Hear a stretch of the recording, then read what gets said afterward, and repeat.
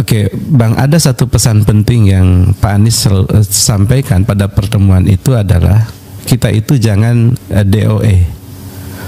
DOE, apa DOE itu? DOE itu dead ya, on arrival. Oh, oke. Jadi jangan sampai partai ini itu layu sebelum berkembang. Layu sebelum berkembang.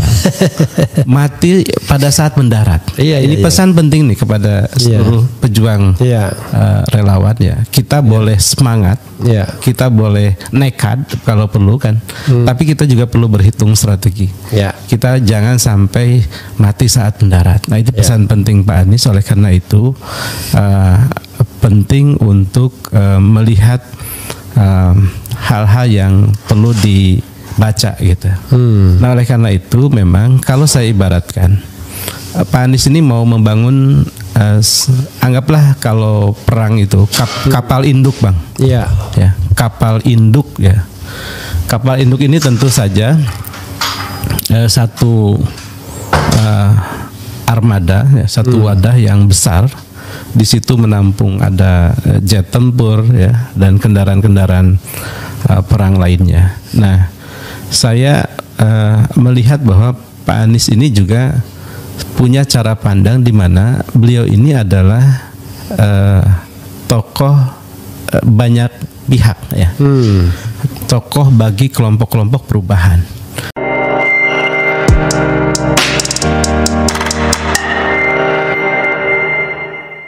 Bismillahirrahmanirrahim. Assalamualaikum warahmatullahi wabarakatuh. Sahabat IDN Project yang dirahmati Allah Subhanahu wa taala. Lagi-lagi kami akan membacakan sebuah berita yang kami angkat di bbc.com dengan judul Anies ingin bentuk partai politik usai gagal maju Pilkada 2024. Apa syarat pendirian parpol dan modal apa yang dibutuhkan? Pengamat politik dari Badan Riset dan Inovasi Nasional atau BRIN, Aisyah Putri Budiarti, mengatakan Anies harus memiliki dukungan keuangan yang berlimpah agar partainya dapat mengambil peran dalam praktik politik Indonesia yang mahal. Modal sosial penting untuk menarik perhatian publik, namun modal finansial juga sangat penting untuk menggerakkan partai karena praktik politik di Indonesia itu terbukti mahal. Ya, kata Aisyah kepada BBC News Indonesia. Sahabat IDN Project dirahmati Allah SWT, dalam video yang telah ditonton hampir 500.000 kali, Anies memberikan respon usai dirinya gagal mengikuti konstelasi Pilkada 2024. Salah satunya Anies mengkritik kondisi parpol yang kini dia sebut tersandra oleh kekuasaan. Ada yang usul supaya saya masuk partai atau bikin partai politik. Kalau masuk partai, pertanyaannya partai mana yang sekarang tidak tersandra oleh kekuasaan? Jangankan dimasuki, mencalonkan saja terancam. Agak berisiko juga bagi yang mengusulkan. Ini adalah sebuah kenyataan, kata Anies dalam sebuah video berjudul Catatan Anies Pasca Pilpres dan Pendaftaran Pilkada 2024 yang tayang di akun YouTube-nya @AnisBaswedan Jumat tanggal 30 bulan 8 2024. Melihat kondisi parpol itu, Anies pun berkata ingin membangun ormas atau partai baru. Kita lihat saja ke depannya apakah lalu akan membuat partai politik baru. Bila untuk mengumpulkan semua semangat perubahan yang sekarang makin hari makin terasa besar dan itu menjadi sebuah kekuatan, diperlukan menjadi gerakan, maka membangun ormas atau membangun partai baru mungkin itu jalan yang akan kami tempuh, kata Anies. Kita lihat sama-sama ke depan, semoga tidak terlalu lama kita bisa mewujudkan langkah-langkah konkret untuk bisa mewadahi gerakan yang sekarang ini makin hari makin besar, menginginkan Indonesia yang lebih setara, demokrasi yang lebih sehat, politik yang lebih mengedepankan polisi gagasan tambahnya. Ya, sahabat IDN Project yang dirahmati Allah SWT, beberapa waktu yang lalu Bang Robi Nur Hadi bertemu dengan Pak Anies Baswedan di kediamannya di daerah Lebak Bulus, ya, bincang-bincang mengenai gambaran partai yang akan didirikan oleh Pak Anies Baswedan. Walaupun sekarang ini banyak simpul-simpul relawan ya, yang akhirnya mendirikan partai yang mengatasnamakan Partai Perubahan. Nah, Pak Anies kepengen kedepannya partai-partai itu atau ormas atau apapun yang sejalan dengan visi dan misinya Pak Anies bisa bersatu di dalam satu wadah, yaitu wadah perubahan untuk Indonesia yang lebih baik. Mari kita saksikan seperti apa bocoran dari Bang Robin Nur Hadi, pembicaraan beliau dengan Pak Anies Baswedan. Ini dia videonya. Oke, Bang, ada satu pesan penting yang Pak Anies sampaikan pada pertemuan itu adalah kita itu jangan DOE. DOE, apa DOE itu? DOE itu dead ya, on arrival. Oke. Jadi jangan sampai partai ini itu layu sebelum berkembang. Layu sebelum berkembang. Mati pada saat mendarat. Ini pesan penting nih kepada seluruh pejuang relawan ya. Kita boleh semangat, kita boleh nekat kalau perlu kan. Tapi kita juga perlu berhitung strategi. Kita jangan sampai mati saat mendarat. Nah, itu pesan penting Pak Anies. Oleh karena itu penting untuk melihat hal-hal yang perlu dibaca gitu. Nah, oleh karena itu memang kalau saya ibaratkan Pak Anies ini mau membangun anggaplah kalau perang itu kapal induk, Bang. Ya, kapal induk ya. Kapal induk ini tentu saja satu armada ya, satu wadah yang besar.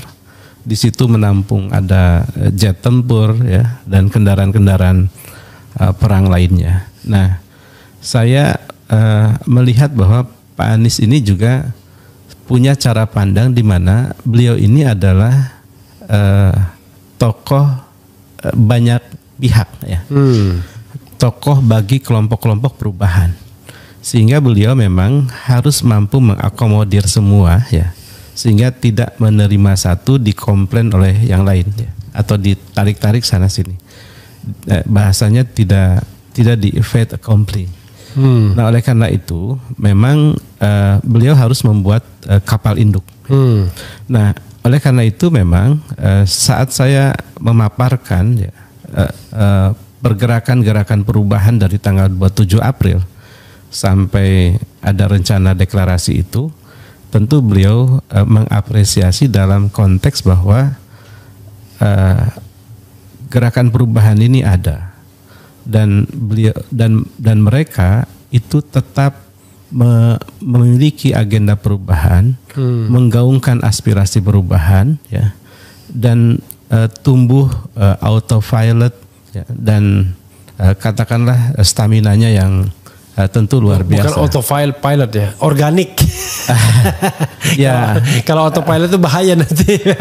Bisa crash landing tanpa pilot saat itu. Ya kan, mereka tetap tumbuh ya. Ya organik namanya. Organik. Okay. Ya, kalau autopilot ngeri gitu. Bisa ngawur. Nah, oleh karena itu memang Pak Anies berharap tentu ya gitu bahwa stamina ini terus dibangun ya, dan Pak Anies dan tim termasuk insya Allah kita semua dilibatkan itu merancang dalam tanda kutip ya kapal induk itu, sehingga anggaplah kalau sekarang itu gerakan perubahan ada 5 pilar itu kan seperti sedang buat jet tempurnya, tank bajaknya, busnya dan lain sebagainya. Termasuk mungkin menjadi semacam kapal-kapal yang menginisiasi jalan menuju proses itu. Dan Pak Anies tentu harapannya bahwa apa yang ingin dibangun ini adalah menjadi sebuah new force ya, kekuatan baru yang memang bisa memberikan sesuatu yang efektif bagi wujudnya aspirasi perubahan ini. Oleh karena itu juga memang dasar Pak Anies yang santun ya, dan tentu saya menghormatinya dalam kerangka bahwa visinya melebihi apa yang saya bisa bayangkan adalah beliau ini membangun kapal induk itu seperti membangun rumah ya. tentu yang namanya bangun rumah itu kan ada IMB-nya, ya kan? Kan partai juga harus ada SK Kumhamnya. Maka beliau tentu mesti komunikasi dengan tetangga sana sini. Ya kan? Kalau mau bikin kapal induk ya pelabuhannya, yang punya pelabuhan diajak bicara. Tentu juga yang punya izin atau tetangga-tetangga yang di mana kapal induk itu akan didaratkan, beliau perlu bicara. Dan ini tentu saja karena kesadaran adanya konstelasi supaya partai yang nanti akan dibangun itu tidak DOA tadi itu, layu sebelum berkembang. Dan saya kira ini satu gagasan yang bagus ya. Itu artinya kita berterima kasih ya bahwa tokoh perubahan kita itu memang layak terus dijadikan pemimpin kita ya dalam perubahan ini. Ya, demikian sahabat IDN Project, telah kita sama-sama saksikan video penjelasan Bang Robby Nur Hadi.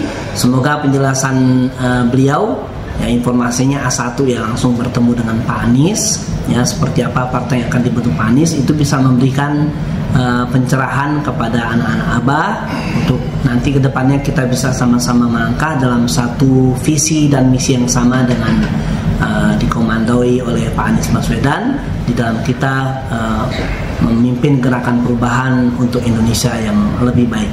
Demikian, Assalamualaikum warahmatullahi wabarakatuh.